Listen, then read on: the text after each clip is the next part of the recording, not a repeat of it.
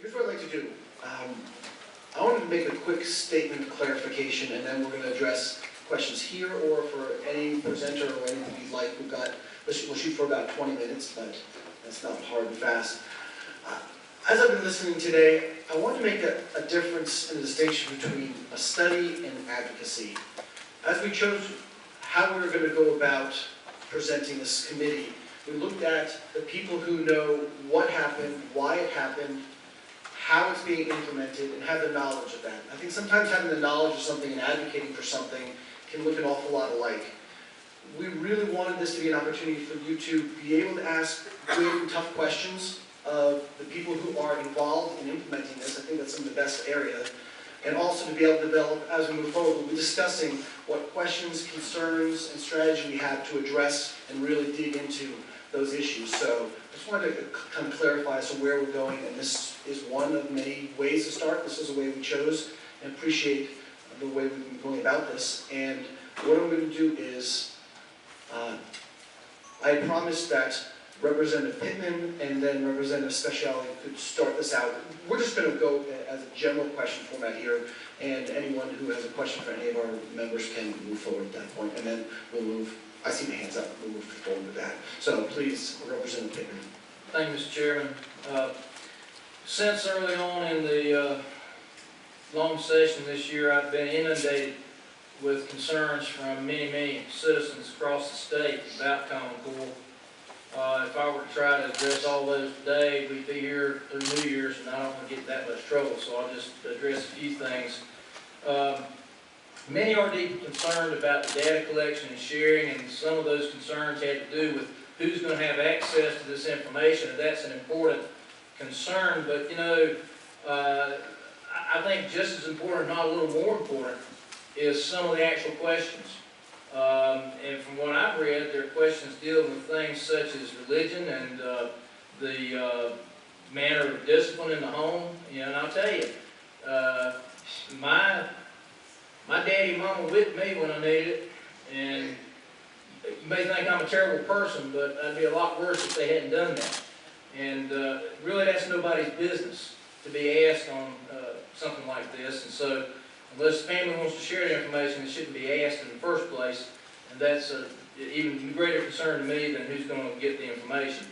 Then there's a concern among a lot of people about if you apply these standards and this testing to homeschools and private schools, that it eviscerates the purpose of having homeschools or private schools, which is to exercise educational freedom from government interference. And I think a lot of concern that people share with me, and what I've kind of come up with on my own study of the issue, we have a feeling, a lot of us do, that centralization and uniformity breed mediocrity, whereas innovation, freedom, and true competition is what creates excellence. As a strong feeling among a lot of our citizens, North Carolina can improve our education system on our own without being tied down to national or global standards. And that federal pressure through federal funding equates to federal control, which is actually illegal. I originally, when so many people had contacted me, wanted to offer a bill pulling us out of Common Core immediately once I began to study the issue and learn about it. But not enough legislators knew enough about it to be ready to do anything like that. So that's why I originally introduced a bill asking for us to have a study committee like this so that we could learn more about it. And after introducing that bill, I received a request from Dr. Atkinson to meet with Representative Speciale and myself and to discuss the matter. And to her credit, in that meeting, she was very cordial and professional, and there's a lot of mutual respect there, and I appreciate her time with us.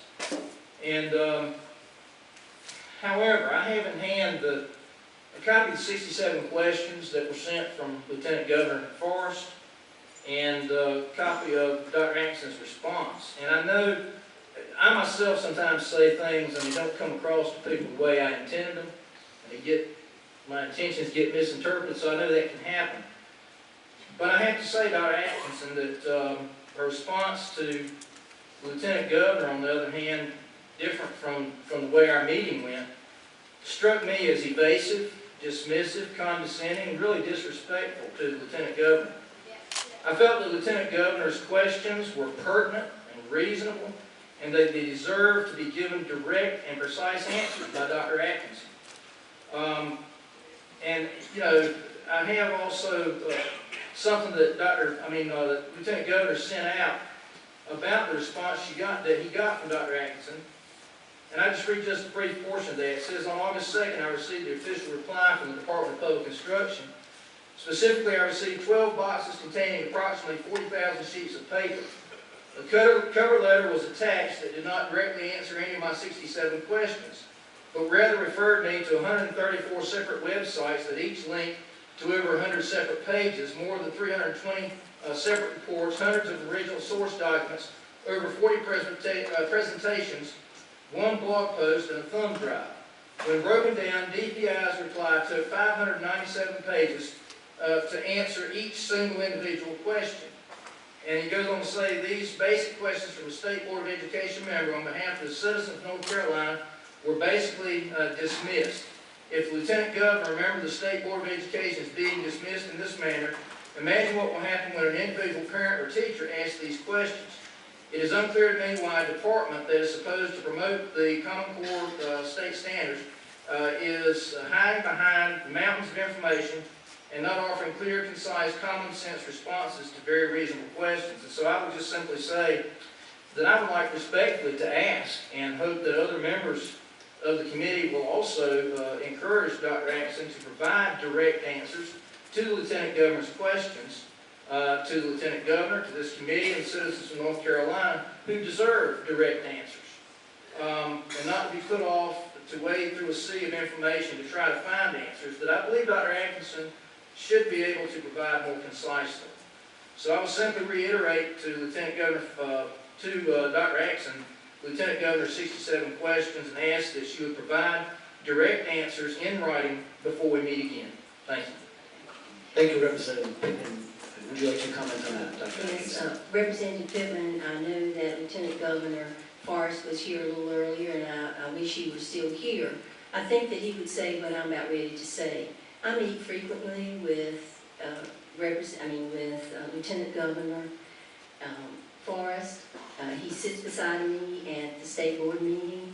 At his request, the State Board of Education covered the Common Core standards. What are they? How they were developed? Some of the similar things that we have covered today.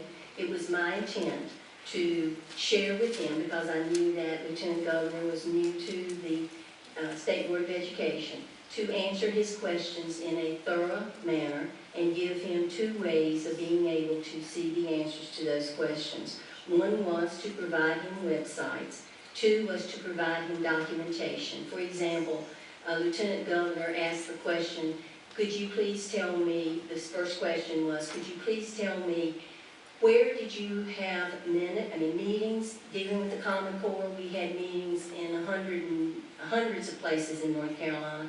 Could you provide for me the minutes, the agendas, the people who attended, and what were the comments? Even we had not archived it yet, so we had a notebook that was that high with all of that information. In order for our Lieutenant Governor to really have all the answers to his questions, I provided him all those copies. He also asked for the board meetings in which we had had a discussion about the Common Core standards and the essential standards. And I provided him our copy of all of the state board meetings where those conversations were to take place. It was my intent to answer his questions thoroughly, to ensure that he had the information that he needed, and unfortunately, if I had not sent him, in order to do that, I needed to send him those pieces of paper. There were some questions that he asked about why did Pennsylvania do this, why did New York do this, why did Secretary Duncan provide waivers, and I did not answer those questions because I did not, and I told him in the letter why I did not, because I did not know why. But I think that it was my intent to provide him all the information that he requested. And it was a 20-page letter with 67 questions, and when you broke down the questions, we were up to 237 different questions. And just as Lieutenant Governor, he's a member of the Council of State, I am too, and I showed him the same respect that I would want him to share with me had I sent him a 20-page letter. And so that was my intent, to give him the information that he requested. Now, may I go to the second question about data collection? Yes. I am totally against collecting data about a child's way of being disciplined at home. I'm certainly against collecting religious and political affiliation of parents. I am against anything that intrudes in the privacy of parents and children. However, we have been collecting data since I was a baby in school, and it was called the cumulative record. And I remember as a teacher looking at cumulative records and seeing one teacher saying, she's a nice student, she's like a bird. Well, we have moved into an age where not having that paper cumulative record to an electronic record. And it is very, very critical that we protect those data about addresses, student grades, grade point average, the student schedule, the person you should contact in case of emergency. That is something that we take very seriously, and we take very seriously protecting the privacy rights according to the General Assembly's laws and the U.S. Congress. Thank you. Representative Speciale. I want to say I don't envy your position. What I understand is this program was foisted upon you by the governor and the General Assembly that you had to implement before we even knew what was, I wasn't here at the time, but apparently before you even knew what was in the program was accepted by the state. Anyway, I've got all kinds of questions, and we could be here for hours, but one of my main concerns is the fact that the curriculum is made up, so to speak, at the local level, correct? Dr. Atkinson? Yes, each school district, and it depends on the school district, each school or each teacher determines how to teach the standards. And I'll just give you one example. In the 3rd grade, it requires students to learn how to multiply. So it is up to the teacher to determine whether they use ABC material, CDF material. It is up to that local school district to make that choice. Some school districts do it as collectively, other school districts leave it up to the teacher. So the curriculum to teach multiplication will be as varied as the number of teachers we have. And I've gone into lots of school districts in the 3rd grade where they're teaching multiplication. Some may use flashcards, some may use a computer program, others may use students paired to each other. So it is up to the teacher to determine how to teach multiplication tables and how to teach grammar, speaking, writing, listening. Follow, Mr. Chairman? Yes. I guess my concern, I've been getting inundated, obviously, with emails and things across my Facebook page and everything else, like I'm sure everybody on this committee has. And some of the things that have come across there have really concerned me. I don't know which of them, if any of them have been from North Carolina, but have been from Common Core states. Things such as one of the, I guess the reading comprehension or whatever, mom's sitting, and this is a 5th grade, for 5th grade, there's mom sitting on the bed with a hair clip in her hand, rolling it around, staring at it. And of course, mom has blonde hair, but there's black hair in this hair clip. And I guess the point there, based on my reading it, is the kid is supposed to figure out what's wrong with mom, what's she thinking, what's going on. And it just seems to me that that is beyond what a kid in 5th grade needs to be thinking about, that dad's cheating on mom, or where did this hair clip come from? That's the tamer of some of the things that I've seen coming across there. And again, I don't know that any of us from North Carolina, but if this is left up to the local, up to the teachers, I do know, we all know that everybody has agendas, and I get concerned with those who might have agendas in North Carolina to twist and contort some of the things and be bringing things in front of our kids that might not be age appropriate. You get my point. Dr. Atkinson, please. That's why we have to have very highly trained prepared teachers in their classrooms so that they can exercise appropriate professional judgment and to do the right thing for the students in the classroom. The example you used about, I guess it may have been a part of DNA, would not be a part of Common Core. That I was in a biology class not too long ago where they were studying DNA. So that would not be a part of the Common Core. It has been the stance of North Carolina and the General Assembly that the decision about what materials to use, what questions to ask, how to demonstrate, I'll just use one, how to demonstrate command of standard English and grammar would be a responsibility of the local school district and the local teacher.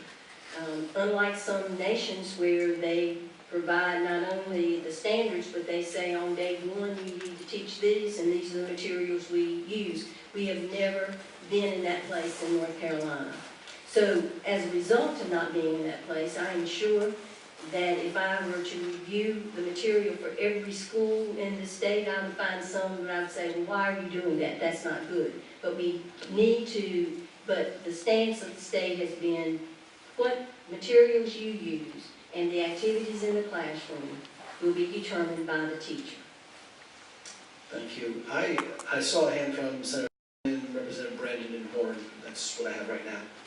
Thank you, Mr. Chairman. Thank you, June and Rebecca and Bill Covey, our chair of the state board. By the way, June is due congratulations. She's been elected president of the state school chief officers, meaning all the state superintendents. They thought she was the one to lead them as president. Congratulations. Thank you.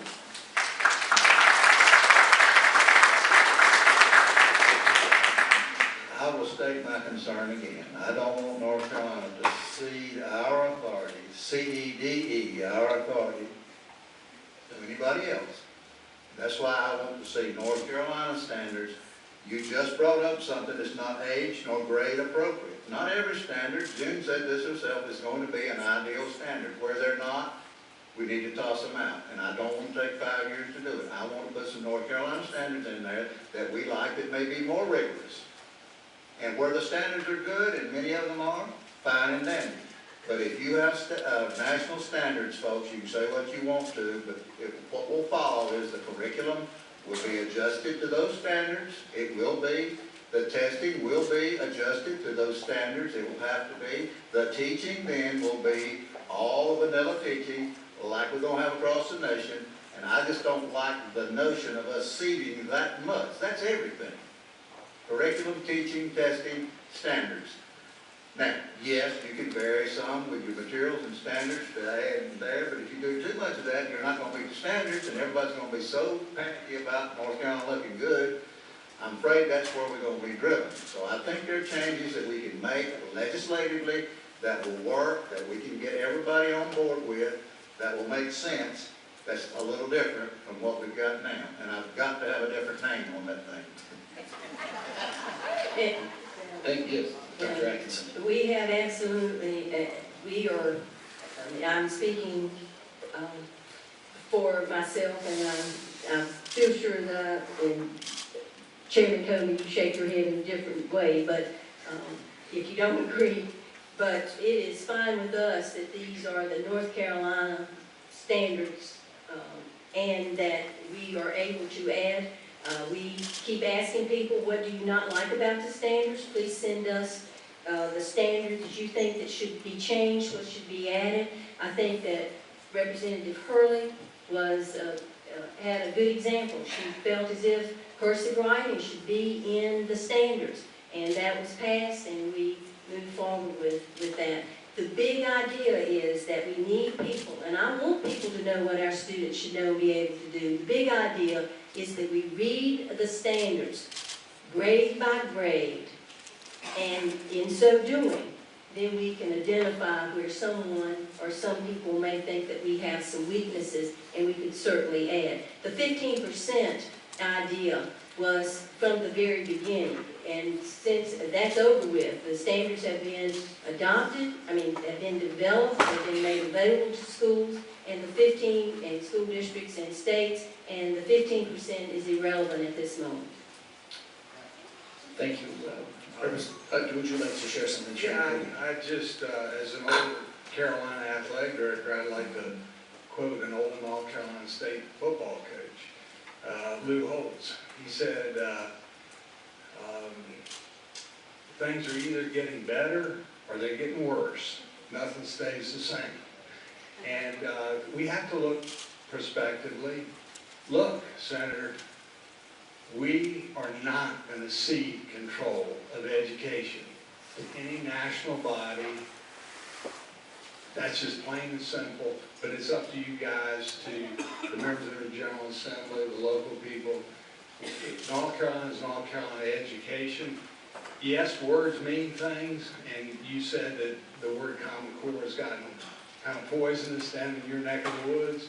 And the way I see it is we can call it whatever we want to prospectively, and as Dr. Atkinson has outlined, we can change these standards as we want to fit North Carolina.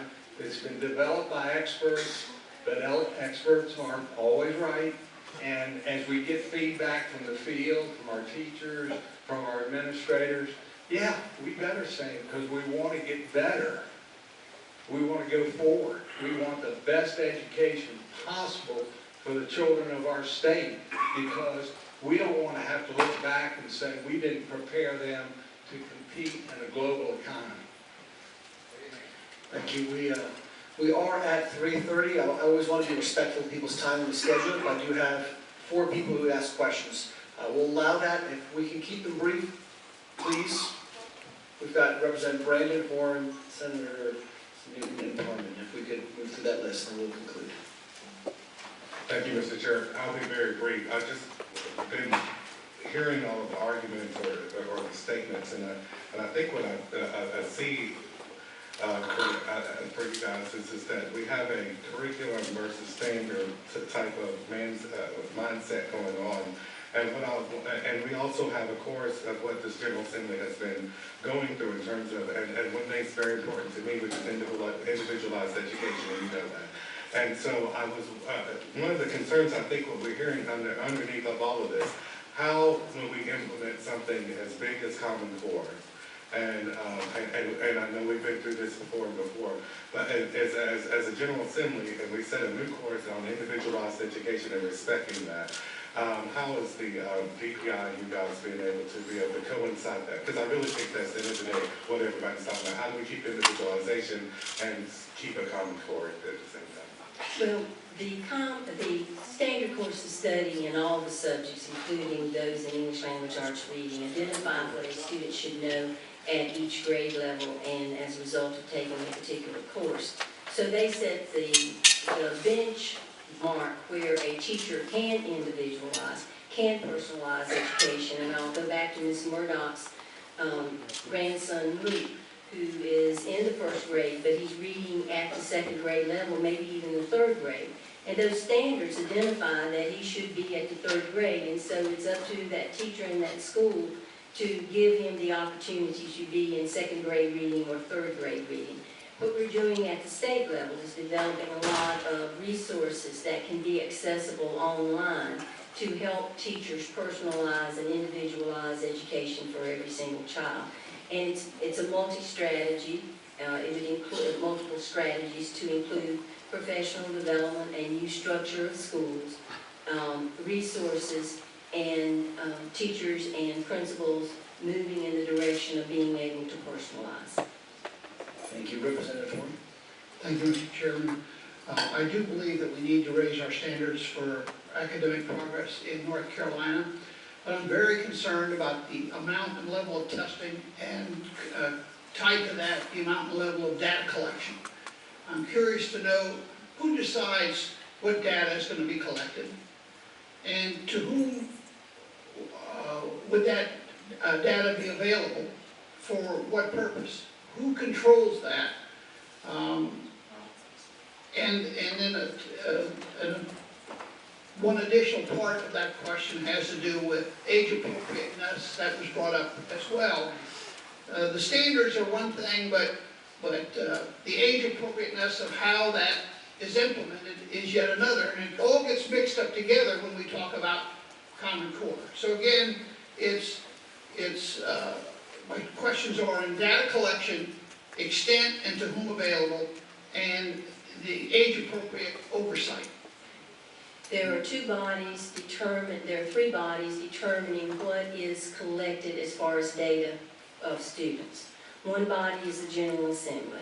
For example, you ask us to know which students in our schools have diabetes in order to be able to address those needs during school. So that is a part of the cumulative electronic folder for the student. The people who can access those data are the teachers and the principal in the school. And in some cases, and the parent is also the other person who can see those data. Second, the U.S. Department of Education, because of Congress, requires us to collect and send to them the percent of our students who are at grade level on our tests, and that percent based on ethnic origin, race, and then we have to send those data for each of our tests.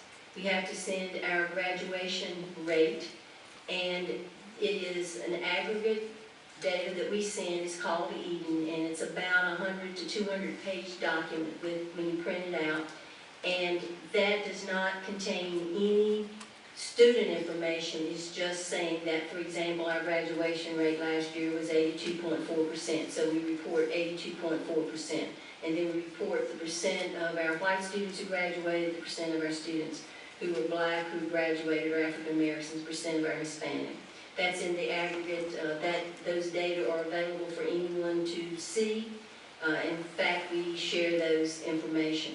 Then the third body is the State Board of Education, and the State Board of Education can ask us to collect certain data.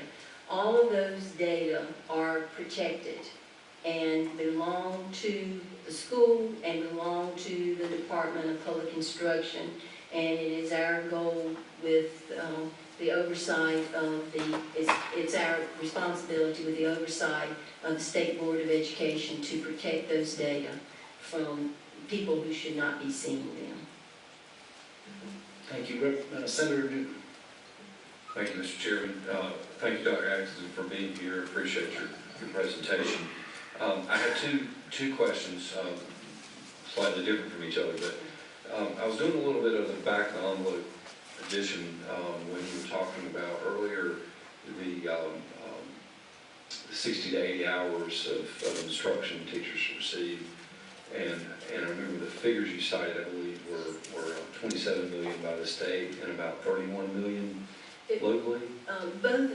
These dollars come from the Race to the Top, the $400 million that we receive, and so half of that, approximately half of that $400 million went to the local school districts, and local school districts have used $31 million to do professional development about all the standards. And we, as a department, in our work with all 115 school districts and our charters, have used about $27 million. So altogether, and this goes to my question, altogether around $58 million was spent just from Race to the Top. And for these standards to try to prepare for Common Core, is that?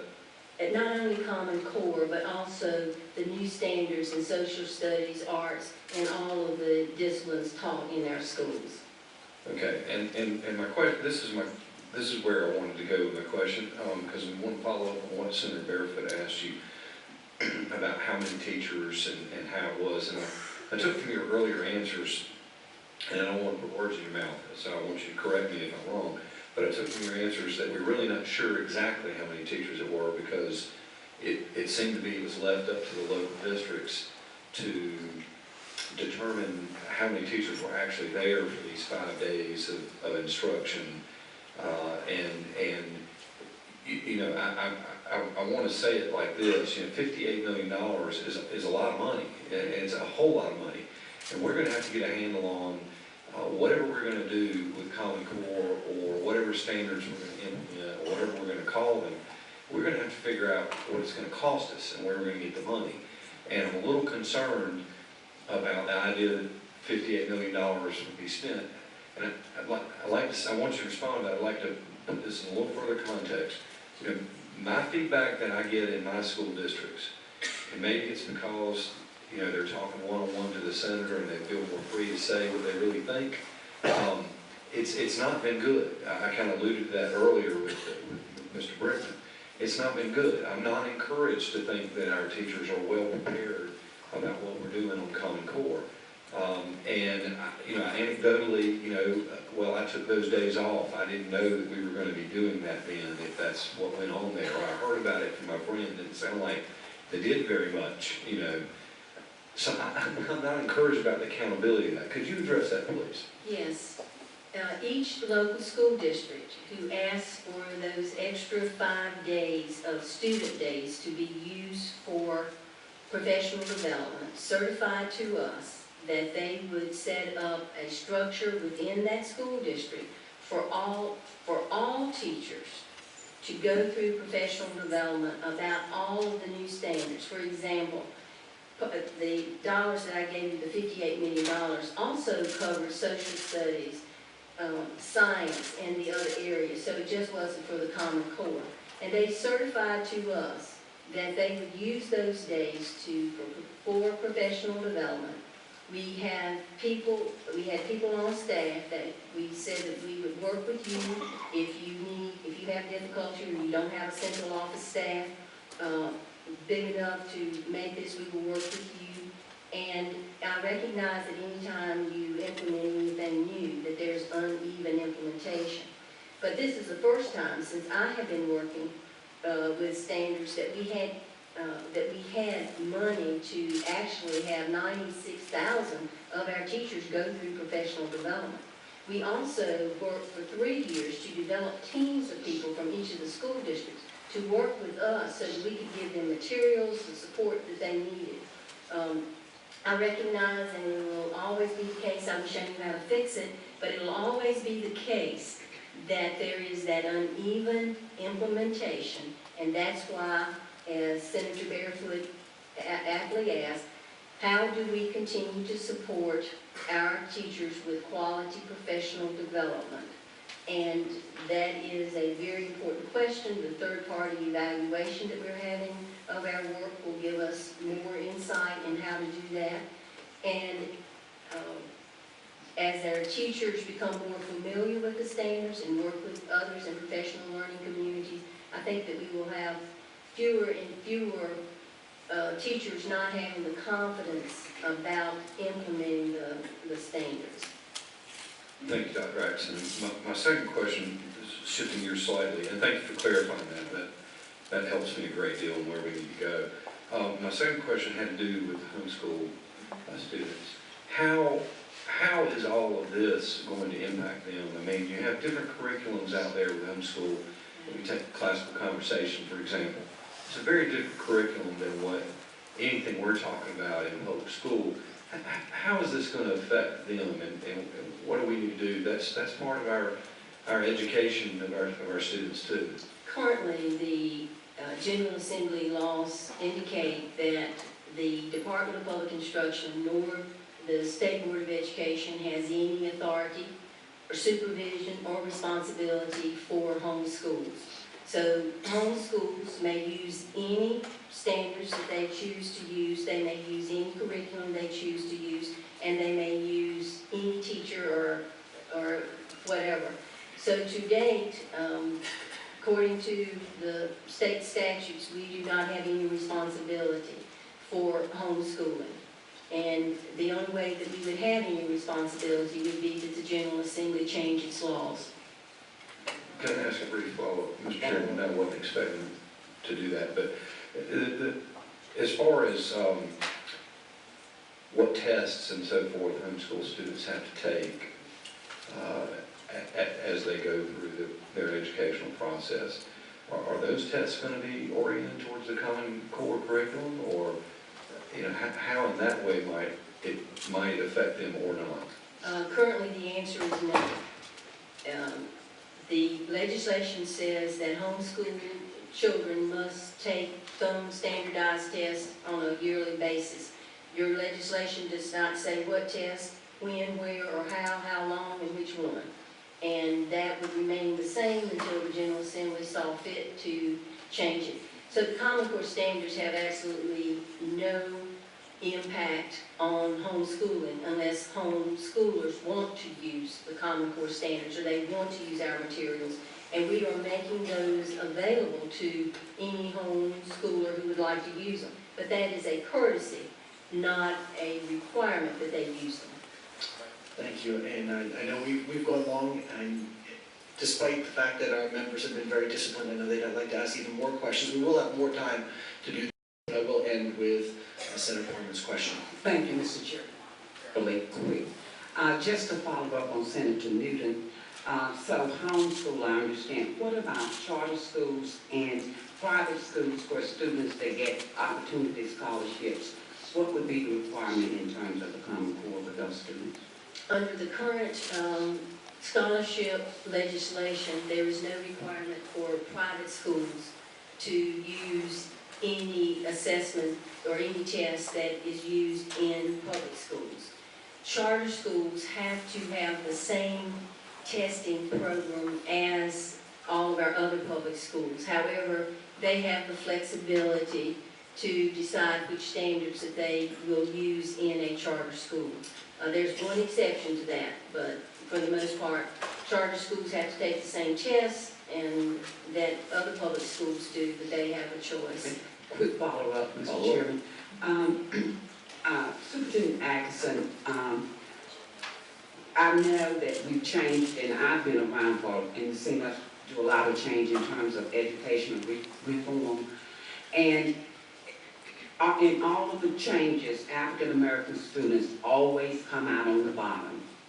I want to know, what are we doing in Common Core standards? And there was some reference to white students doing better even under some of the tests already than African Americans. What are we doing to ensure that all students, including African Americans, are going to be able to be successful with the Common Core standard? We are addressing that in multiple ways. One is our assistance that we're giving to local school districts struggling with student achievement. We are focusing on professional development where teachers can individualize and personalize, as Representative Brandon has said. We are doing our best to get resources so that our children of color can have the technology that other children may have, and it would help.